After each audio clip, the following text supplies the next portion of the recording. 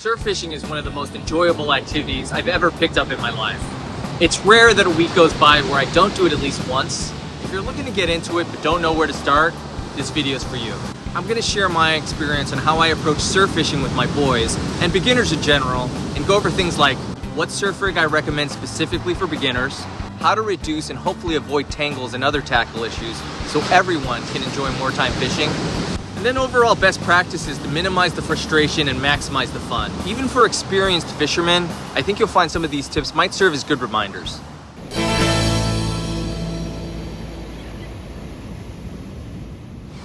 So before we even step on the sand, there's a lot of stuff that needs to be done to make sure we have a good day of fishing. The first thing we have to do is decide what kind of fish we're going to be targeting, and the answer to that one's easy: surf perch. They're the most common surf fish here on the West Coast, and when you're starting out, you want to get on a fish. Also, surf perch tend to congregate right next to shore, which is perfect if you're a beginner, since it doesn't take that much effort to cast there. So it goes without saying, we want to make sure that the rods and reels are suitable for surf fishing with the right length, weight, and flexibility. For adults, an 8.5 foot rod with a lure rating up to 3/4 of an ounce, I think is a good choice, paired with a size 3,000 to 4,000 reel.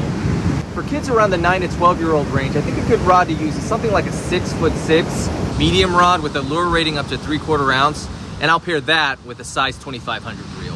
And don't feel you have to break the bank with the fanciest, most expensive gear, because there are a lot of inexpensive rods and reels that work just fine for surf fishing. I'll put some links in the description for what I think are some good choices. I like using braid as my main line, but if you're a beginner, I suggest using about 10 to 12 pound mono line to avoid the possibility of wind knots, which can ruin your day. The less tangles you have to deal with starting out, the better. By not using braid, you'll lose a little bit of casting distance and feel, but honestly, it won't be that big of a deal. So when it comes to targeting surf perch, we're gonna use the Carolina rig with the paddle tail grub. All right guys, here's what a Carolina rig is. I've got my hook right here, and that's attached to this leader line, which is then attached to this swivel. This swivel is then attached to the main line, and I've got a bead over here and a sliding egg weight. The bead is here to protect the knot that you've tied right here to the swivel from being hit over and over again by the sliding egg weight, which will compromise the knot. And that's what a Carolina rig is. Now, as you may know, the downside to using a Carolina rig in the surf is dealing with lots of tangles, since the weight is in the middle of the rig. And as a beginner, tangles are one of the biggest frustrations you'll experience when you're out surf fishing. But there are steps you can take to minimize the amount of tangles. We've already discussed one of them, which is having the line above the swivel being a 10 to 12 pound test mono. So by having 12 pound mono below as well, you've got two relatively firm lines that'll be less likely to tangle together, but when it does happen, it'll be much easier to undo. You'll eventually have a situation where the rig will get tangled beyond repair, where it's just easier to tie on a new rig rather than untangle something that's too far gone. When I'm out with my kids, I usually carry 2 pre-made Carolina rigs in these firm plastic bags that I can just whip out and easily tie on when needed. Emphasis on the firm. You don't want a flimsy Ziploc bag because the hook will puncture it and possibly get stuck in your backpack. Going back to the rig, I've got a 3/4 ounce weight here and a size 4 bait holder hook, which I think is a good match for this 1.5 inch paddle tail grub. If you're new to fishing, bait holder hooks have 2 barbs on the shanks of the hook that help to keep your lure on the hook. You'll still get slippage after a bite because they don't completely immobilize the bait, but it's better than not having them at all. And I'll tie the hook using an improved clinch knot, which is a simple yet reliable knot to use. All right, here's how to tie on an improved clinch knot. First, let's put the line through the eye of the hook. Then we're going to turn the hook about 5 to 6 times.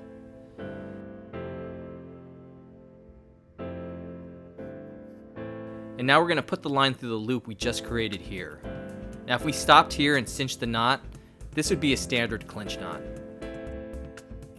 But to make it an improved clinch knot, we're going to take the line back around through this loop right here, which will give it added strength. Cinch it down.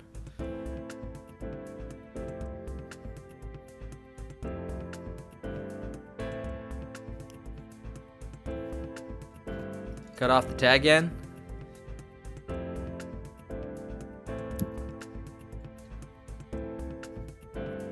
There you have it, the improved clinch knot. And here we have one of the best baits ever for surf fishing, the paddle tail grub. We're gonna thread it on just like this. Just keep moving it down the hook. And I want the hook to exit near the back of the grub, right by the base of the tail. Perch are incredibly accurate when they come after your lure. They have this ability to zero in on the back of your paddletail grub, your gulp sandworm, your sand crab, whatever you're using, and miss your hook entirely. So I want to give myself a better chance of connecting by having that hook as close to the back as possible. I am not a morning person. I haven't gone fishing in the morning in so long, and today, I don't know if you can see it on the camera, but it's actually not as dark as it was because we got up a little bit later than we wanted to, and I was just too lazy to go, but still really early. I know the bite's always better in the morning, so here we are. All right, the first thing we want to do is set the drag. We want to be at the right tension so it'll allow you to set the hook and at the same time give the fish room to run if we end up hooking a big fish. Also, that give is even more important with beginners, just learning to fish, because you'll eventually forget to open the bail when you cast. That's just inevitable. And that give will provide a little cushion buffer for when that happens. All right, the next thing we want to do is scan the water for any troughs. Those are the pockets of deep water that are noticeably darker than the surrounding water. Fish tend to hang out in these areas, and you'll increase your chances of getting bit by focusing your efforts there. So now that we've identified where to cast, the next step is timing when we want to do it. We want to cast over the wave so our rig isn't immediately rushed backwards by the crashing wave, which will result in a slack line and dramatically increase the chances of Carolina rig tangles. It's important to close the bail once the lure hits the water and to reel in until the line is tight. Once there, just reel slowly to maintain that tight line until the lure's back and ready for another cast. All right, you've got a fish on. It's actually happening. You have a fish on the line. It's important to always keep that rod bent, which will help apply steady pressure to the fish. Slowly walk back while you're reeling in and use the incoming wave to your advantage in getting the fish in. You're so close to landing the fish, but the water is rushing back towards the ocean. It's very important to not reel against this returning water.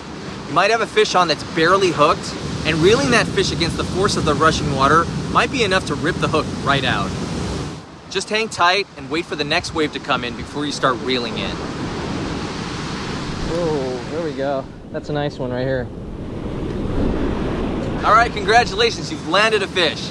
Now it's time to unhook it. If it's a medium to big fish, it'll be easier for you to unhook it when it's on the sand. If it's a small fish, you can hold the fish from the top and bottom for a more firm grip. When you hold it like this, make sure to slide your hand from the front to the back of the fish because of the rear-facing spikes on their dorsal fins. If you just go to grab it and the fish shakes before you get a handle on it, you can get a nasty poke. So just keep that in mind. Yeah, nice. Nice perch. Nice perch, buddy. All right, let's put him back. When you fish for a while, you'll become familiar with how your favorite fishing spots look during different tides. One spot might have a great trough even at low tide, while another spot may only have that available at high tide. But when you're just starting out, you've got to go through that process and eventually figure that out for yourself. It takes a little time.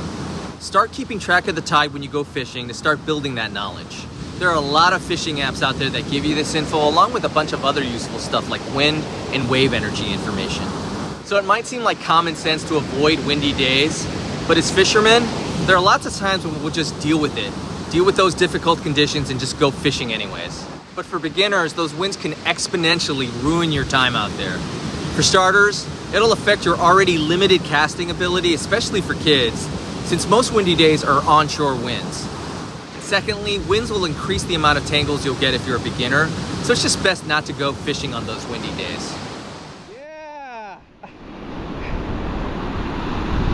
All right, I think that might be a keeper size too. All right, actually it's a little small. Let's put it back. There you go.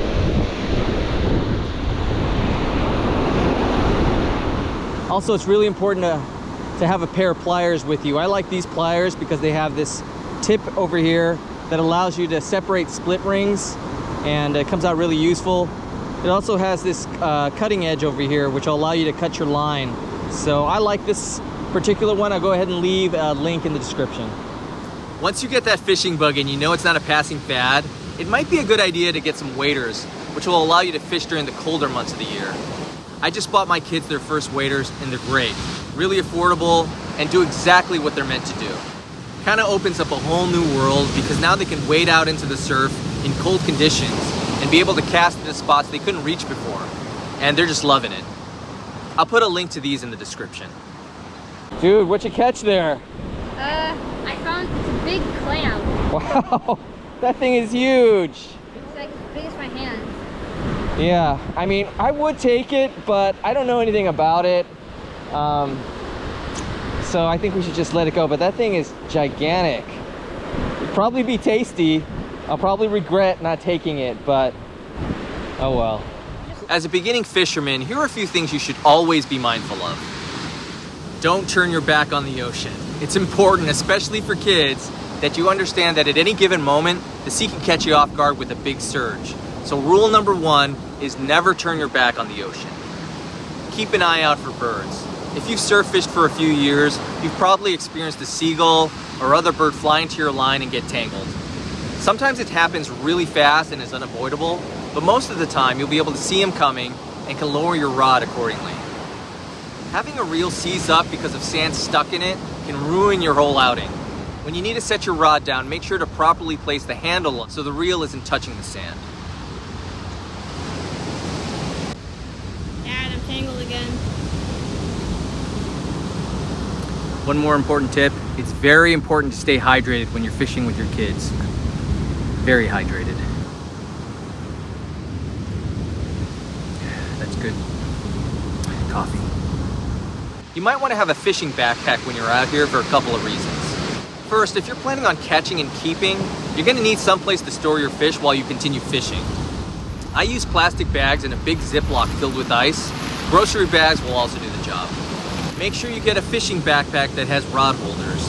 This is especially useful when you're fishing with kids because they'll sometimes need a break, and while they're doing that, you can put the rods in the holders and continue walking along the beach and fishing. Wow. Wow.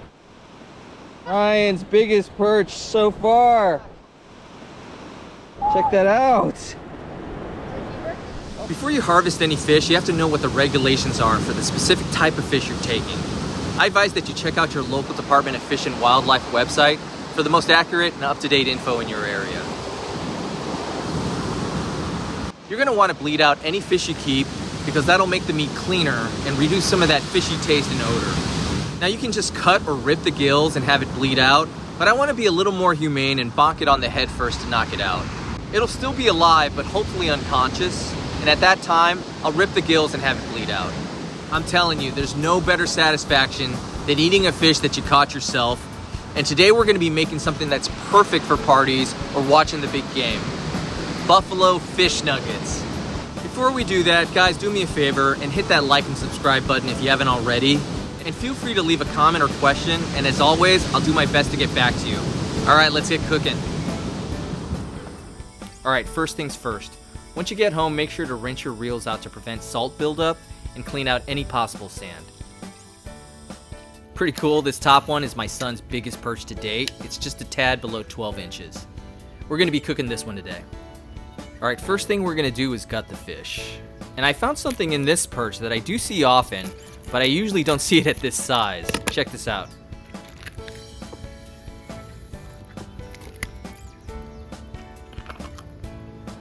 These are two huge milt sacks, which are basically fish sperm. Again, I've seen them in perch many times before, but these are some pretty big ones. If you've been following the channel, you might remember the video where I caught this bulging yellowfin croaker that was filled with milt. I never tried it before, and I made this dish, which I thought was pretty good. So quick detour, we'll get to the buffalo fish nuggets. I just wanted to prepare this milt super simple. Just saute it, dip it in some soy sauce, and I liked this simple preparation much better. Seriously, try it, you'll like it. Alright, back to our regular scheduled programming. Let's cut the head off. Just go behind the fin here. Gonna start at the top of the fish and get that first cut going. And then just continue to deepen that cut till I get through almost all of it. Won't take that off yet. Gonna turn it over with that fillet still on so you get that added benefit of height when you fillet the other side. Because perch is a really thin fish. Same thing with yellowfin croaker. Not as much of an issue with corbina since they have a wider body. Alright, that's one fillet off. And here's the other. And now we're just gonna clean it up.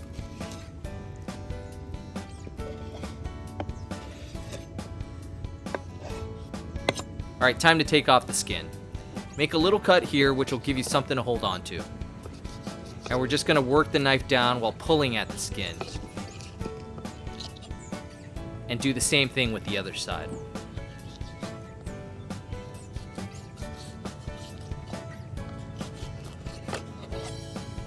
Done. We got a pretty simple mix for our coating. It'll be 1 part flour and 1 part cornstarch, which helps it get really crispy. And to this we'll add seasonings. I've got some salt, onion powder, garlic powder, and paprika. Just gonna stir that up. We're gonna fry this in vegetable oil because it's got a high smoking point. You don't wanna fry in something like olive oil because that'll burn at high temps. I'm gonna beat 2 eggs here. And then I'm gonna add a little bit of water for more volume. I cut the fillets into pieces and we're gonna dredge them in egg and then roll them around in our dry mix.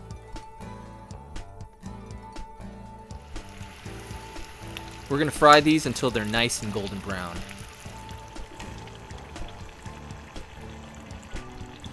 Place them on a rack for a little bit to have any excess oil drip off. And now we're gonna toss them in some Frank's Red Hot sauce. I put that shit on everything. And what are buffalo wings or buffalo fish nuggets without these classic sides?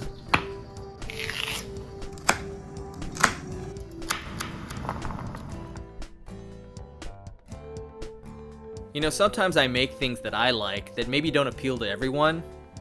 You know, that milt, for example, not for everybody. But this, I'm pretty sure everyone will love this.